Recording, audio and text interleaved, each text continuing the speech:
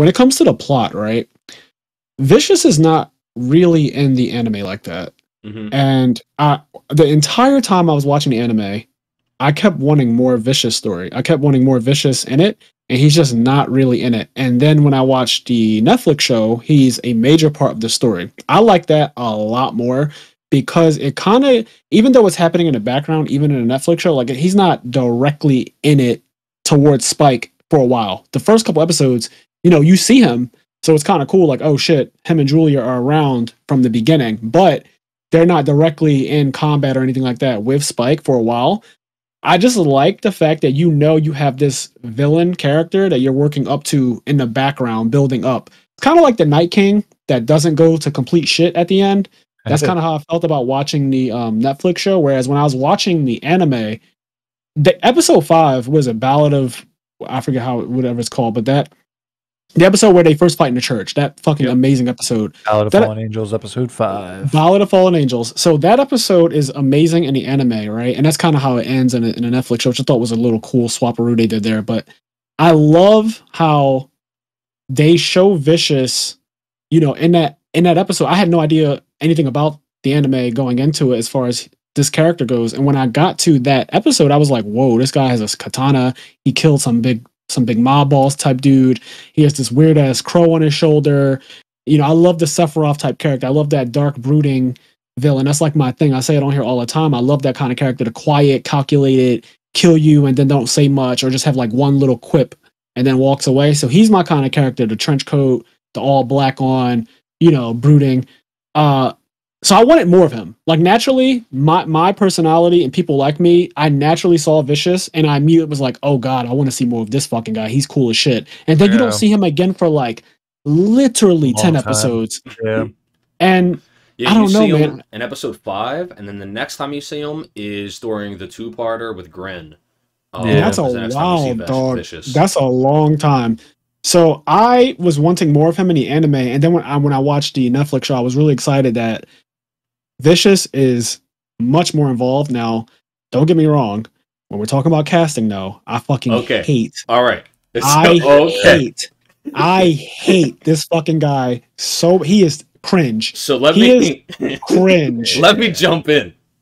So as you were talking, you were like, you know, you're saying, you know, I just wanted more Vicious. I wanted more Vicious. So seeing that he was in the anime more made me excited. And in my head, I was like, I wanted more Vicious too. And then I got the anime and I was like, maybe I want less Vicious.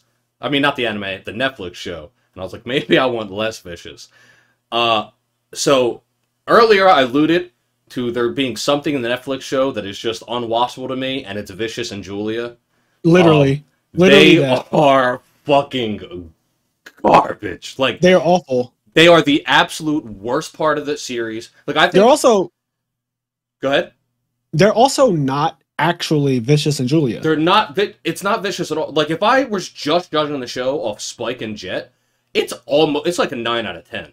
It really is. If I judged the show off of the other stuff though, like with Vicious and Julia being the other 50% of the show, it feels like, especially towards the latter half, it drops it down to like a 4 out of you guys were kind of talking about like Faye being changed a bit, which like I get it. Julia is not even remotely close to the That's just anime. Not Julia. That's just not Julia. I mean, it's not as if Julia is all over the anime. Once again, she's only in like she's three not, episodes maybe. But I'd argue, I've heard some people say, I've actually read an article. I'm not even going to say some people say because that's not true. I've read an article of somebody saying the Netflix show did not ruin Vicious because Vicious was already a terrible character to begin with. And I didn't just read the headline. I read the article, and essentially the article was essentially saying that Vicious isn't even really in the anime. He's not in it much. He's a one-note character, etc.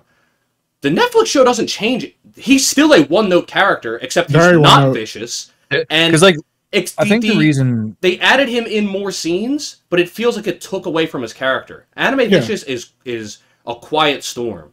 Like sometimes, and the things that you don't see the most kind of give you like a bit of like a lore and mystery, and it adds an enigma. They go, like the enigma, and they go for that in the anime, I think, and then there's more to that's Vicious completely in the gone. That's completely gone in the TV show. In the show, he's just an outraging rageaholic. Like he just gets angry, like everything. There's nothing poised and composed about him. He doesn't seem to have skill. He's just a fucking rageaholic.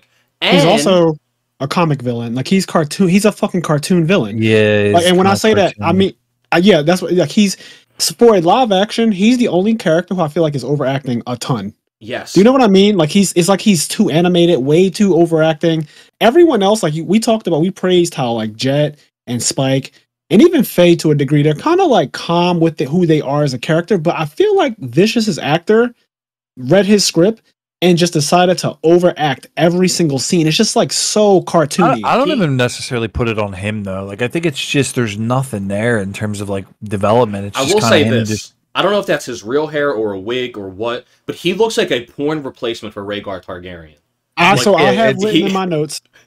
In my notes, it says he would be great as a fucking Targaryen, but he is terrible as Vicious. Like he looks like if you watch, just like the brother of Daenerys Targaryen. Like it's really bad. If he could be cast in House of the Dragon. If you were watching Game of Moans, like he would be. I just feel like he's a porn Targaryen. I just see him when you're a late night on Pornhub and you click on Game of Moans and then that's Rhaegar. Like that's who they get to play Rhaegar. Oh my fucking goodness. He looks so bad, but the weird thing is I couldn't stop looking at him as a Targaryen the entire show. I kept saying to myself, this guy literally rated Game of Moans costumes. Like he rated the fucking costumes and he just decided this is me now. He has a weird fucking face, doesn't he? He does. He's horrible looking. He's a strange looking dude. He just doesn't look good. Like in general, I don't think that this guy looks good even outside of Cowboy Bebop. I think he looks fucking weird. Yeah, just a bizarre face. And you guys can say that I'm being mean, but oh well. I don't think the casting was good, and I don't think the script was good. I don't think his acting was good. No, his acting was garbage. Terrible acting. Everything about Vicious was such a disappointment. I was watching the show, and there was episodes where I was like, man, I'm really fucking into this. Like I'm watching Jet do stuff. My favorite scene by far in the entire Netflix show is the scene where Spike and Jet are out doing stuff, and Jet's like, I gotta go to my daughter's recital. I gotta go to the recital. So he goes in and he does like the hologram to watch the recital. And in the background, Spike is fighting syndicate dudes. And Jet's completely unaware, and he gets up and like he's dancing for his daughter and shit. I cried. That was good. That's my favorite scene.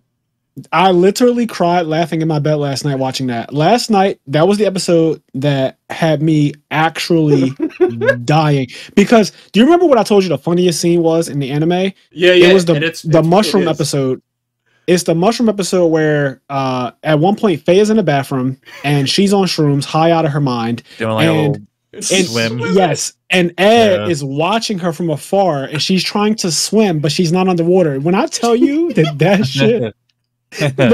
seeing a human try to swim when they're not underwater, dog, is one of the funniest fucking things I have ever seen in my life. So when that scene with Jet came up, it reminded me of that moment. Yeah. I love Jet though. He's like fucking up his like precious bonsai tree. He's like, I don't know what the fuck. You tell me. It's like, what the fuck is going on? Like, what is going on this shit? Spike is literally just like on the stairs, just like stepping. Yeah, they give him like a more serious hallucination. It's like him and but the frog's like, you're on the stairway to heaven, don't you? Yeah, but still, when they zoom out, I still laugh when fucking Ed's just looking at Spike, and Spike is just like on the stairs, just like, ooh, just all fucked up. So that's what I mean by like. That's a more mature thing, right? Like if a 16-year-old was watching Cowboy Bebop start to finish, I don't think the mushroom episode is going to hit as hard as it does for people our age. You know what I mean? I think they would get it a little bit because it is very like comedic in terms of them just doing the fucking. I don't think many 16-year-olds. Really... I don't think. Yeah, because like you're not at 16. You probably haven't been around too many people have been that fucked up yet. Like that's what I'm saying. Like. I still look at that episode kind of like a comedy episode though. Like when I watched it as a kid, I was even still like, oh well, I know not to do those ones. Like it is, but see the thing is, so I'll just put it this way: I've been at events for Yu-Gi-Oh where people are getting actually high off of shrooms. Oh Jesus! One of my close friends, I'm not going to name a name, he got up on top of a bellhop, the thing that they transport luggage. He got on top of it and he wouldn't get down. He kept saying the floor is lava. He was holding lava. He was holding on to it tight as hell because he was so scared to step. We were like, "You have to get down. Please get down. You're going to destroy that thing." Riding it is like a skateboard. Like only he was terrified on top of it.